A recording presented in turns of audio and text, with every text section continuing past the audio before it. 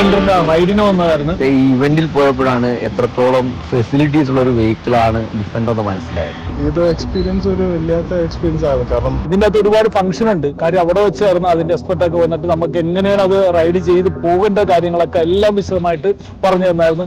ജീവിതത്തിൽ ഏതൊക്കെ വണ്ടി എടുത്താലും ഡിഫൻഡർ എന്ന് പറയുന്ന ഒരു വണ്ടി കൂടെ എപ്പോഴും കൊണ്ട് നടക്കണമെന്ന് ആഗ്രഹം ഉണ്ടാക്കി തന്ന ഒരു ഇവന്റ് ആയിരുന്നു. എന്തായാലും സന്തോഷം. Okay, thank you so much. Okay, by.